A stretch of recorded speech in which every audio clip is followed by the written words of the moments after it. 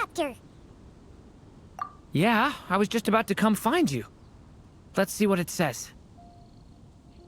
Now sprout to life the story's seeds, stirred by wind-born melodies. Then on that breeze the music leaves, fading into distant memories. Seek the place where wind and tale entwine, and once there, make 3 riddles into verse, and 3 melodies into song. For in poetry and song will this story start to blossom. Come on! Another riddle? All that talk about wind and melodies? What do you think the answer could be? Oh! Care to elaborate? Wind? Music? Poetry? Tone-deaf bards gotta know the answer. You mean Lord Barbedos?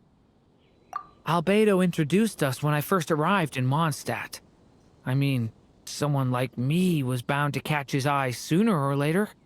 It's better that it's out in the open anyway. Now, how should we track him down?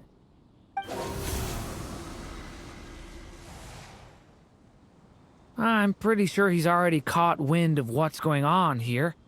Why don't we just see where the wind takes us? Right. He definitely makes it easy to forget he's a real god sometimes.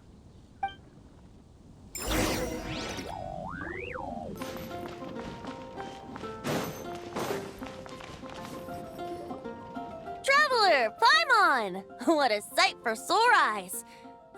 And the little dragon from the fairy tale world. I heard your voices calling out to me on the wind. Something about needing help with a riddle?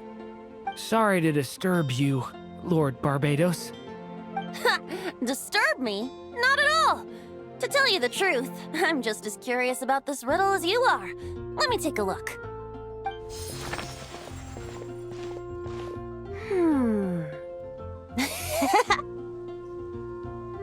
What is it?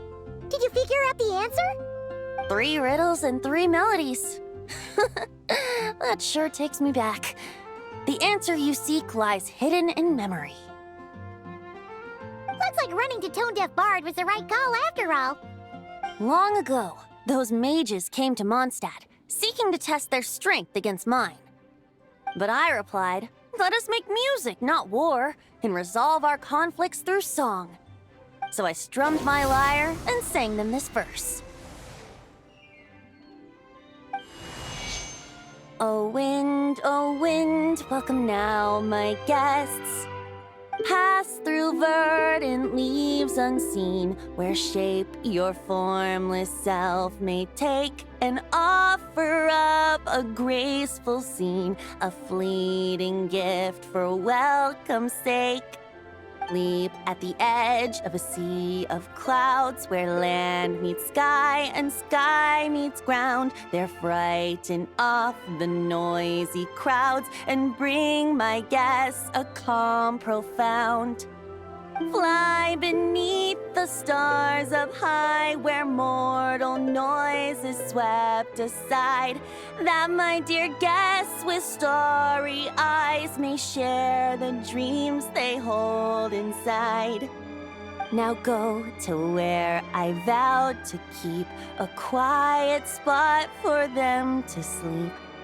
No clash, no contest bars the way, just tea and mirth to fill the day. There you have it, the 3 melodies. As for the answers to those 3 riddles, I trust you can guess them by now. The woods, the edge of a cliff, and the sky? Correct! Funnily enough, your mother was also the first to solve it, all that time ago. There must be some kind of special rapport between those who write stories and those who sing them. The woods, a cliff, and the sky. Oh! So that's where it is! I suppose the spot that answer points to is where you're headed next. You should know, after solving my riddle, The mages even accepted my proposal and made that location their official meeting spot. And going by what your book is suggesting, once you found it, you might want to try playing the melody I just shared with you. Guess you can be pretty reliable when it counts, huh, great animal Archon? Thanks for the help, Lord Barbedos. Still got questions for me, huh? Yeah, you must have read countless tales in your time, being a wandering bard and all. In your experience, why might an author consider a story unfinished? Unfinished? Well, I guess if there's something left to accomplish in the story, or, if the last line goes, "To be continued." Huh? Wow, your helpfulness lasted for like 1 second. In all seriousness, I would think the answer to that question lies in your mother's story itself. It's not my place to pry any further. All right then, we should get going.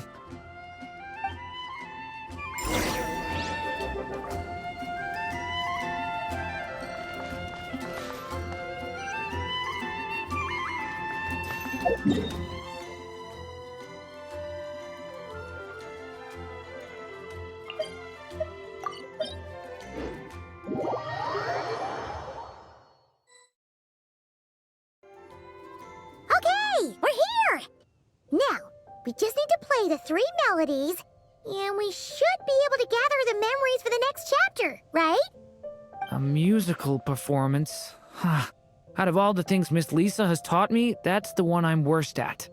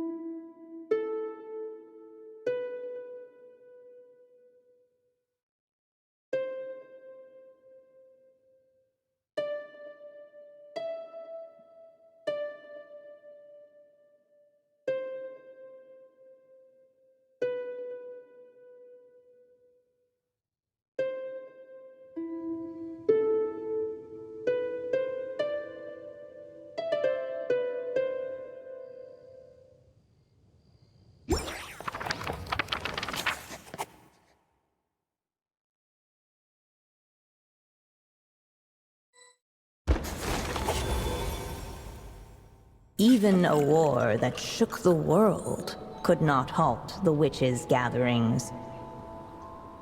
Yet even so, with the passing of time, 3 of their teacups no longer came to be set. The witches did not linger long in sorrow, for the story witch had brought glad tidings of her own. Born was her dragon child, safe and sound. Her fellow witches offered up their blessings, eagerly debating how to celebrate the child's birth.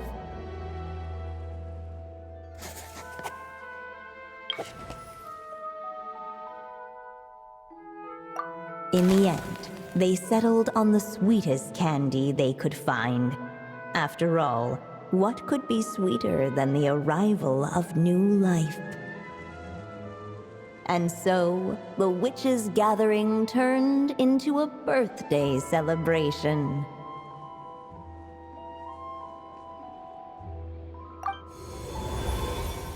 So, we're back in the story world, huh? As if from nowhere, new guests appeared at the witches' table. Perhaps they too had come to celebrate the dragon child's birthday.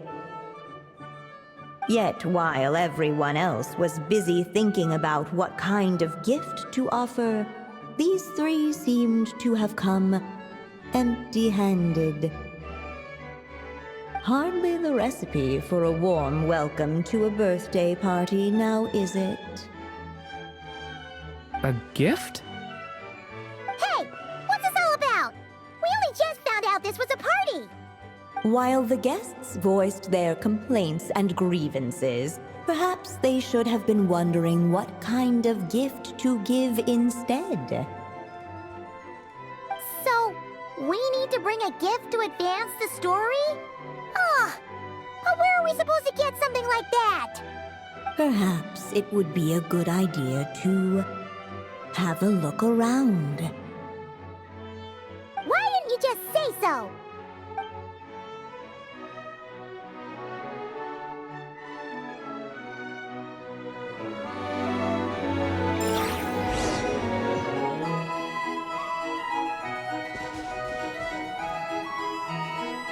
Hey, could we use these as gifts, maybe? At last, the guests found something to give the dragon child. Guess that's a yes then. Which one should we go for? Still, the guests wondered what kind of gift might the little dragon really want. Should they put a warrior's sword in his hand and send him out on an unstoppable quest to save the world? Or perhaps a wandering hero's slingshot and the promise of a life of endless, uncharted adventure? Or maybe even a scholar's tome and the chance to take on all the world's unsolved mysteries. Okay. Wow. That's a lot of pressure all of a sudden. Oh yeah! Technically, we're actually picking a gift for you. So, which one would you prefer? You want me to choose? Wow, this feels kinda special. How come? For as long as I can remember, I've spent most of my time living in the stories my mother created. I always thought my mother had everything written out for me already, just like the toy figures in Constellation Metropole. What I wanted to do with my own future. That's something I've never really thought about. What did I want back then? This is the first time I've ever asked myself that question. Sounds like this is the perfect opportunity to answer it then. It's been a while since you left Simulanka, and after everything that's happened, it might be about time to start thinking about your future. Then let me give it some thought.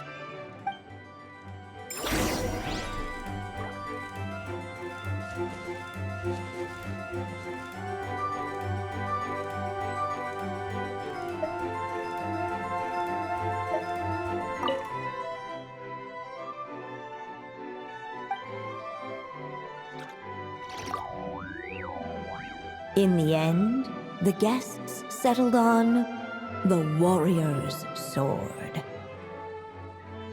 So, your dream is to become a warrior? I just really want to be able to keep people safe.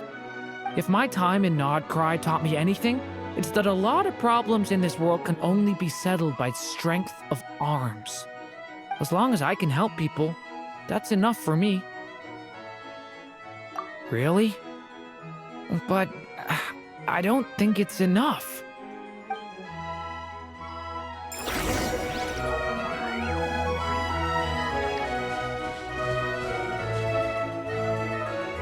Alright. They should let us in now that that we've got a gift, right? Hello there. Brought a gift this time? The newly arrived guest presented his gift, wishing the little dragon a future as an indomitable warrior.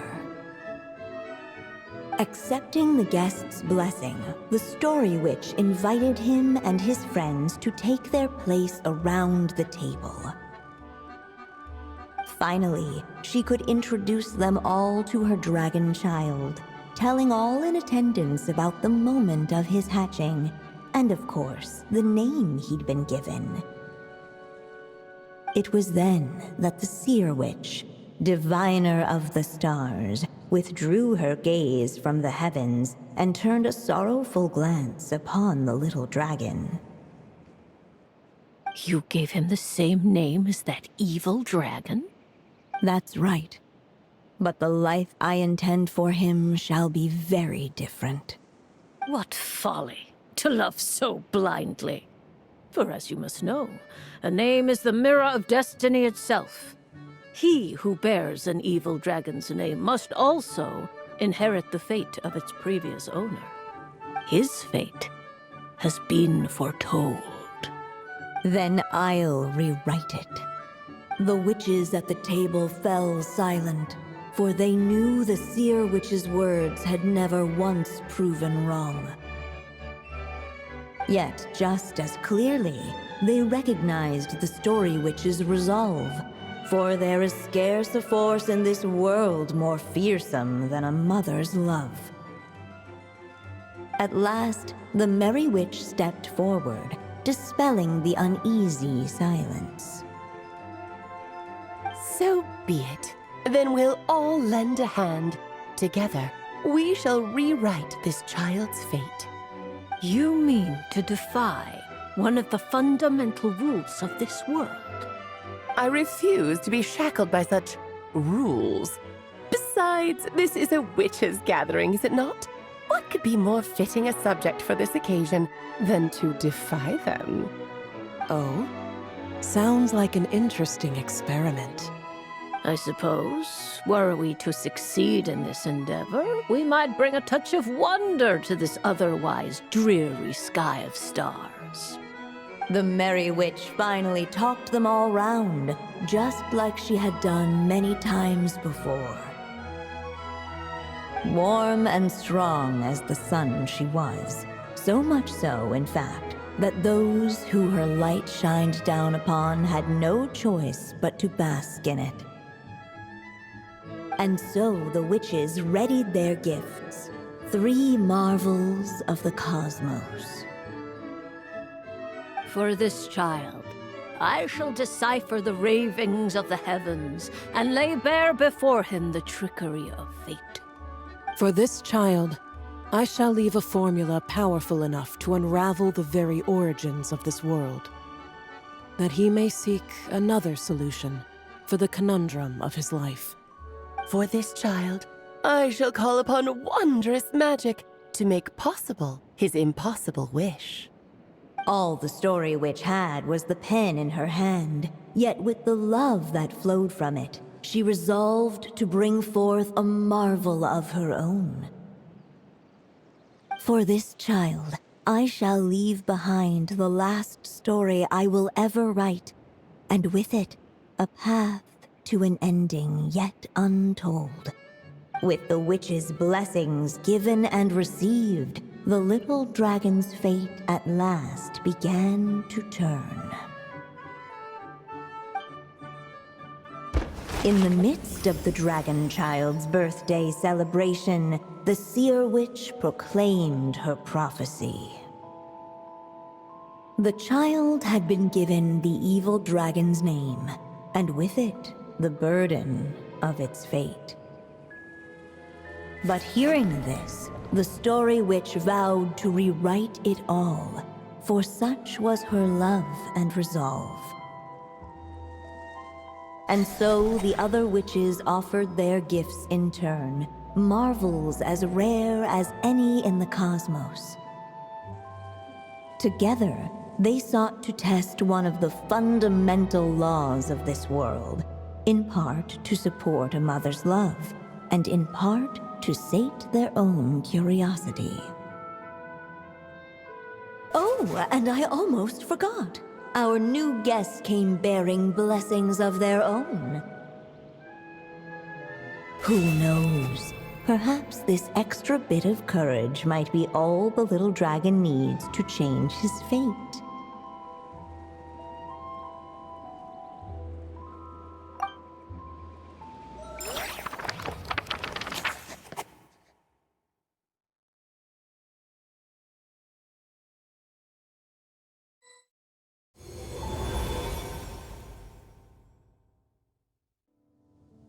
Yep.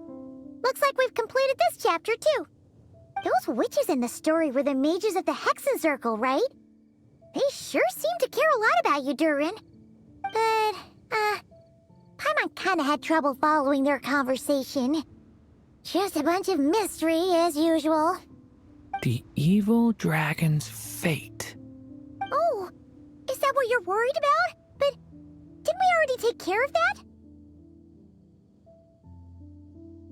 Ah, the mages must have had a hand in that, too. Also, I was just thinking, which part of the story are we even meant to be completing? Oh, it feels less like we're filling in the gaps and more like we're adding something new altogether. But we use the ink, right? And the book hasn't given us any more clues, so that must mean our task is complete. At least for now. Yeah, I guess we're doing something right. Maybe I'm overthinking things. It's just, this is my mother's final wish, so I don't want to mess it up. Anyway, thanks for all your help. I'll let you know as soon as the book reveals a hint about the next chapter. Okay then. See you in the next chapter.